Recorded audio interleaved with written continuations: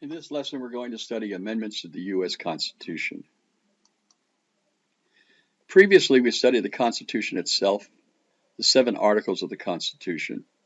It'd be a good idea if you memorize the names of those 7 articles because they can help you in future assignments. Since the Constitution was ratified, we have changed it 27 times. Those are called amendments. The first 10 amendments are called the Bill of Rights, and that's what we're going to study in this lesson. The amendments from 11 to 27 we'll study in a future lesson, the next lesson.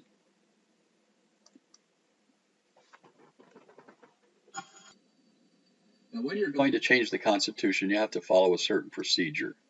First, you have to propose a change to the Constitution. Then you have to ratify that amendment. So to propose an amendment, it takes 2/3 of both houses of Congress. And then to ratify the amendment, it takes 3/4 of the states to okay that change. Another method they could use for changing the Constitution would be to call a convention of all the states. Have every state send delegates to a convention. And they get their 2/3 of the states would have to approve it in a convention. And then 3/4 of the states would have to finally ratify that change to the Constitution. The Bill of Rights are the first 10 amendments of the Constitution, and that's what we're going to study in this lesson. Everything from freedom of religion to limits on government power. When you are born with natural rights. You are born with a right to life, a right to freedom or liberty, and a right to property. The young people in the days of the Enlightenment would walk around and they'd clench their fists when they met each other and say, life, liberty, property. That was their fight, their theme song. But then Thomas Jefferson, when he was writing the Declaration of Independence, realized that not everybody owned property. So he changed to life, liberty, and the pursuit of happiness. But those are inherent rights that you're born with. You don't get them from the government. So the Founding Fathers recognized that the greatest threat to individual freedom, individual rights, is the government. Government is the threat. And so you are born with natural rights that do not come from the government. You don't have to answer to the government for your natural rights, the rights you're born with. Who does the Bill of Rights apply to? Well, originally the Bill of Rights only applied to laws passed by the United States government. If the U.S. government passed a law, it had to conform to the Bill of Rights. It had to take into account the freedom of speech and freedom of the press and freedom of religion. The individual states did not have to conform to the Bill of Rights. They could pass laws that limited free speech or limited religion if they wanted to. Their laws did not have to conform to the Bill of Rights. Now, after the 14th Amendment was passed, and we'll study that in a later lesson, the Bill of Rights then was applied to the individual states as well. So the individual states had to conform, even the state law had to conform to the Bill of Rights as well as U.S. law after the 14th Amendment. The First Amendment has 4 freedoms in it: freedom of religion, speech, press, and assembly. Make sure you understand that it's not 4 separate amendments. It's one amendment with 4 freedoms. The first is freedom of religion. You cannot have an official religion in the United States. You have a right to worship and pray as you choose.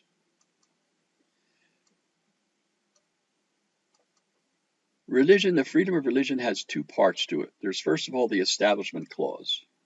The Establishment Clause says that in the United States, the government cannot establish one church for the nation. So in England, the Church of England is the official church of England. Judaism is the official church of Israel.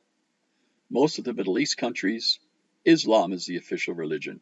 The United States does not have an official religion. We don't because the Founding Fathers were wise enough to see and learn from history that when you bind the church and the state together, you can come up with problems.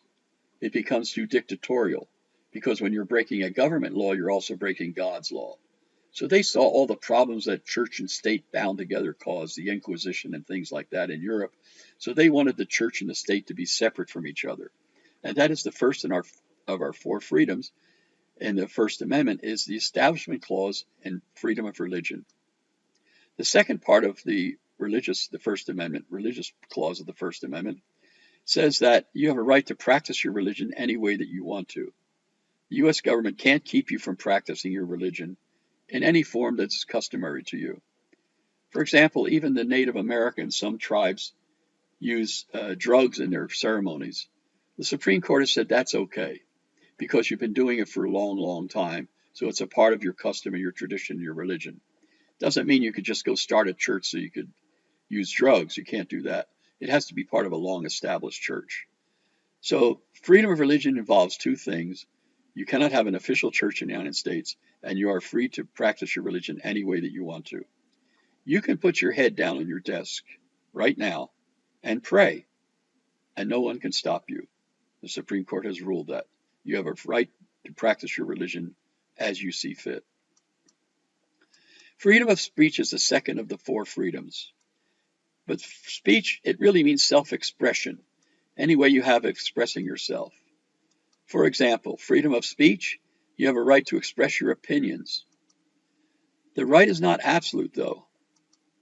For example, you can't slander someone, and you can't endanger someone's safety. The right is not, no right is absolute. For example, you can't go into the gym during an assembly and say fire and have everyone get hurt trampling out. You can't do that. You can't endanger people's safety. So you have to be reasonable about the freedom of speech. But it's pretty sacrosanct in the United States. Speech includes any form of self-expression.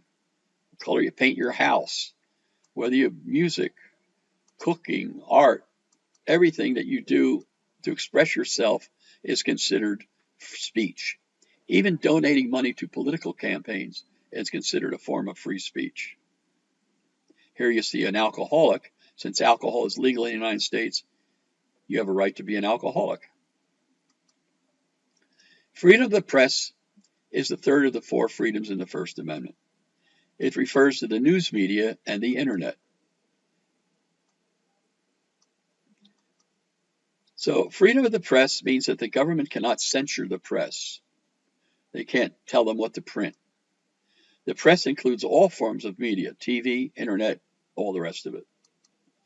The right is not absolute, though. You can't have any child pornography, and you can't slander someone. But otherwise, you can print just about anything. And they're very, very liberal about people criticizing the government. The press is such an important part of our government. They're not officially part of the government, but the free press is what keeps the government honest. They're like a watchdog. They watch the government, make sure the government is doing what it's supposed to do, and they expose to the light of day when the government is not doing what it's supposed to do. So the press is an important part of our system of democracy in the United States. Freedom of assembly is the fourth of the four freedoms. It means that you have a right to get together in a group and assemble in groups and petition the government. If you don't like what the government is doing, you can tell the government, you can complain to the government. You have a right to get together in a group. That's not true in every country. For example, in some countries, if you have 3 or 4 people standing on the street corner, they break them up. They won't let them talk because they're potential for causing a revolution in the country. They might criticize the government. In the United States, people can assemble in groups and petition the government. Of course, there are limitations. For example, you can't form a mob and endanger public safety or threaten people. But you can form a group to protest a wrongdoing as you perceive it, or to petition the government for any reason. The government can't stop you from assembling in groups. Remember that the Bill of Rights contains the First Amendment, and the First Amendment has 4 freedoms: religion, speech, press, and assembly. The Second Amendment is the right to own a gun or bear arms. Now, the Founding Fathers must have thought this was important. They made it the Second Amendment. They didn't want you to have a gun the way the media talks about it today so that you can go duck hunting or target shooting. They didn't care about duck hunting or target shooting. They wanted the people to have a gun to protect themselves from the government.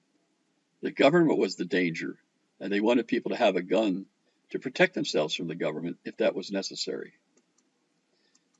So the right to bear arms is a pretty sacrosanct also right that American people have. But there are city, state, and U.S. laws that attempt to control guns. For example, may own a gun, but it can't bring it into certain cities. And there are some automatic weapons are banned. But every time a gun case comes before the Supreme Court, they always seem to rule on the side of the gun owners against the people that want to do away with guns. The Third Amendment deals with quartering of soldiers. The Third Amendment says that the government cannot move soldiers and sailors into your house for you to take care of them.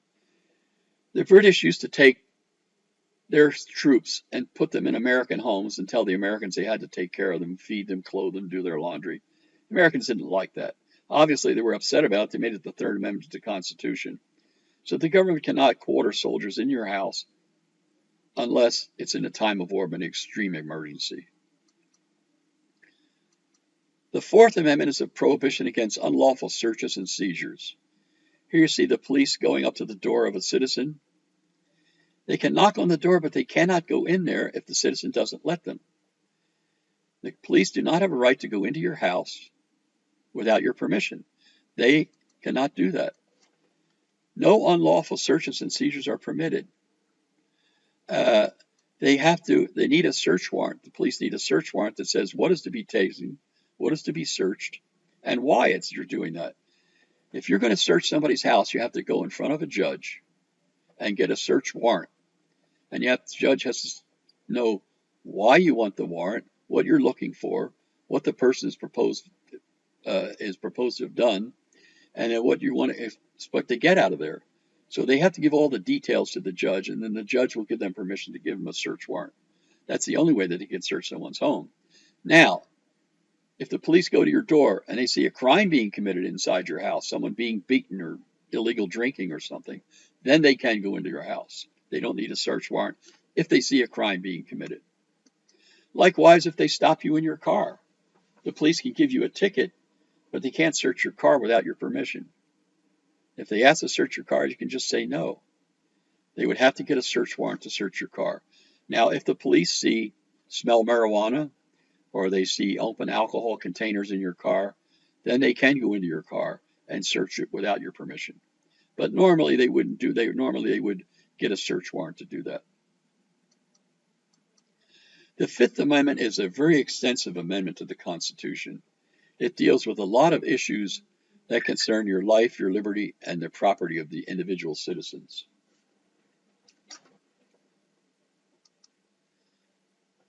So any time that we have an issue that deals with your individual rights, those are going to be covered under the Fifth Amendment. No federal trial for a serious crime without the okay of a federal grand jury.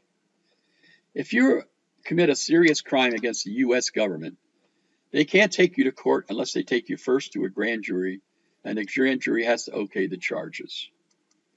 So in your downtown of your city, you have a state courthouse. You also have a federal courthouse. Now, in the federal courthouse, you have a group of people that sit all the time called a grand jury. If the police or the federal government says that you're breaking a law, let's say you're on work for the government and you steal some money, a great deal of money, the government can't bring charges against you until they first take you to a grand jury. And the grand jury has to okay the charges for you to be prosecuted. Once you're okayed by the grand jury, then you can be prosecuted by the government. You also, in the state matters, you can't be prosecuted for state laws unless a judge orders you to be held over for trial.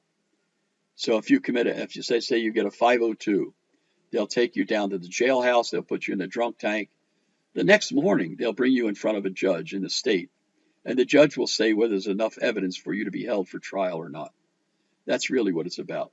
The grand jury and the judge in a state case of states, they only determine whether or not you should be held over for trial, if there's enough evidence to hold you for trial. More about the Fifth Amendment. There can't be any double jeopardy. You cannot be tried twice for the same crime. For example, in the famous O.J. Simpson case, O.J. was found not guilty. He could walk out of court and say, I did it, and nobody could do anything to him. He cannot be tried twice for the same crime. Civil suits are okay for the same crime. And in the case of O.J. Simpson, the family of his wife sued him in civil court. And in civil court, he was found guilty. And he had to pay a tremendous amount of money to the family of his wife. But that's all you can get in a civil court is financial rewards. You can't really put someone in jail from a civil court. So in a criminal court, he was found not guilty, but in a civil court, he was found guilty, and the family was awarded a lot of money. More in the Fifth Amendment. We're talking about a thing called Miranda rights. You have certain rights under the Constitution. For example, you cannot be forced to testify against yourself under the Fifth Amendment. You cannot have to talk to the police. You have a right to a lawyer. These are called Miranda rights. Miranda is a court ruling that said not only do you have these rights under the Fifth Amendment, but the Miranda rights say that the cops or police officers have to advise you of your rights. They have to tell you that you have these rights. That's what the Miranda rights are for. The Fifth Amendment also has a little caveat in there called the eminent domain. Eminent domain is if the city needs your part of your sidewalk because they want to enlarge the street. They have to pay you for your property, but then they can take part of your property to use it for public good. More on the Fifth Amendment. There can't be any bills of attainder. In other words, they can't make a law that just attacks one individual person. They're not allowed to do that. There can't be any ex post facto laws. They can't punish behavior that before a law took effect. If I say I'm going to make a law today that you can't wear any hats in class, and then I'm going to prosecute Billy because he was wearing his hat yesterday, well, I can't do that. Yesterday it was not a law. You can only prosecute people for laws after they become laws. Also, you're guaranteed writs of habeas corpus. Habeas corpus is a Latin word. It means produce the body or produce the corpse. And the police have to take you before a judge soon after your arrest. And then the judge will give them permission to bring charges against you. That's habeas corpus. All that comes under the Fifth Amendment. The Sixth Amendment deals with the rights of people that are accused of crimes. This young lady was accused of a crime and she has certain rights. There are, first of all, before we talk about the rights that people have, what are the different types of crimes? Let's clear up those issues first. There are two categories of crimes. There are misdemeanors, which are minor crimes, middle things that you do. Jaywalking, stealing a pie, doing a minor thing, those could be misdemeanors. There are also felonies, which are more serious crimes. So it could be a misdemeanor or a felony. There are different types of crimes. For example, here you see two young men and they're contemplating what kind of a crime they want to commit. Well, there are certain things they have to take into consideration when they're going to commit a crime. They could agree they need some money, so they could agree to rob a 7-Eleven, or they could rob a bank. You're going to get more money out of a bank, but it's probably easier to rob a 7-Eleven. What they have to understand is that robbing a 7-Eleven is a state crime. Robbing a bank is a United States crime. And if you rob a 7-Eleven, you'll go to state prison. If you rob a bank, you'll go to federal prison. There are two different categories of crime. Kidnapping is a U.S. crime. Robbing a store is a state crime. In the 1990s, there was a building, the federal building in Oklahoma City was bombed by a young man named Timothy McVeigh.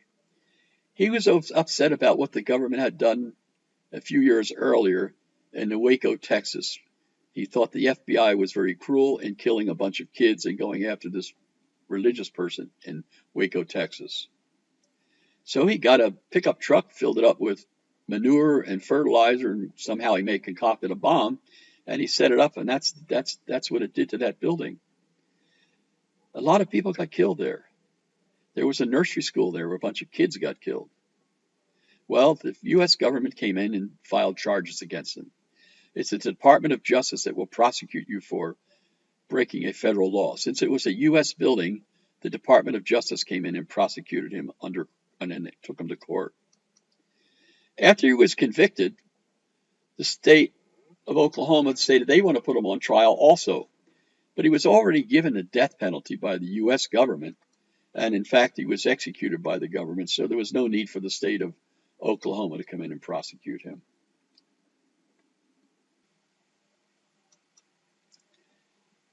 The rights of accused people, the Sixth Amendment. You have a right to a speedy trial. If you're charged with a crime, they have to take you in front of a judge within 24 to 48 hours in order to prosecute you.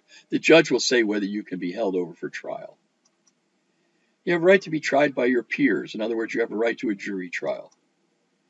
You have a right to be tried in a district or state where the crime was committed. The government can't send you to a different city to be put on trial because it's easier to get a conviction in a different city.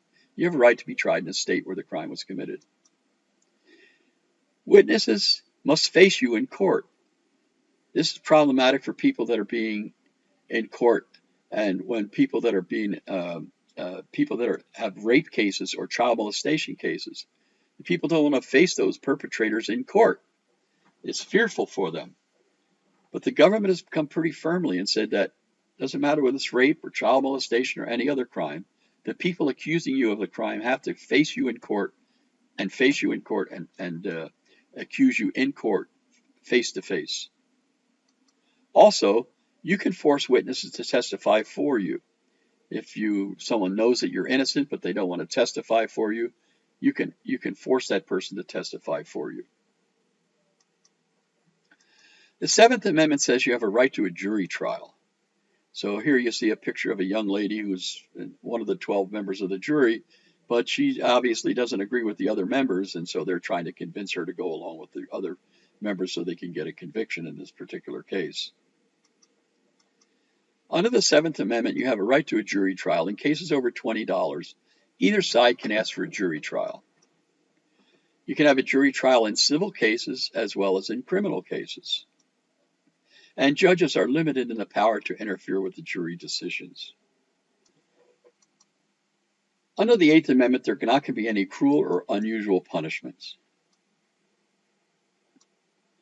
There cannot be any excessive bail or punishment. In other words, the government cannot charge you $1 million bail because you jaywalked. Also, there cannot be any excessive punishment.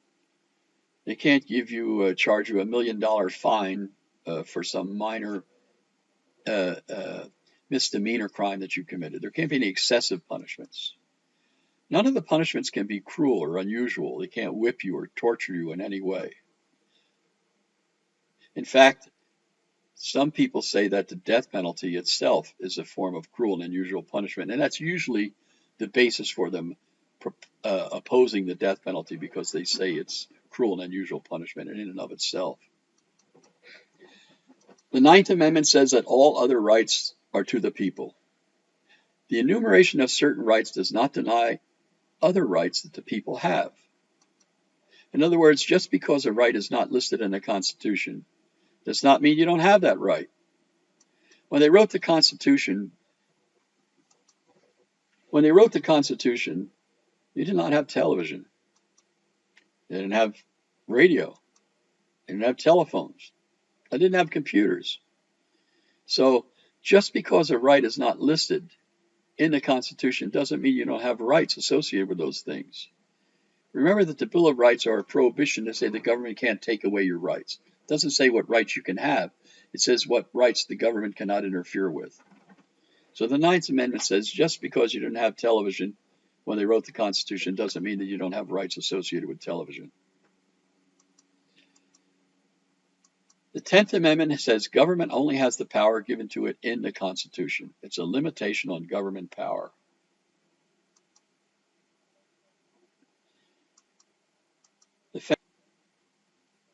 The rights of the states and the people. Power not specifically delegated or given to the U.S. is reserved to the people or the states. What that means is that the only power the U.S. government has is the power specifically given to it in the Constitution. They don't have any other powers, only the power that's given to it in the Constitution.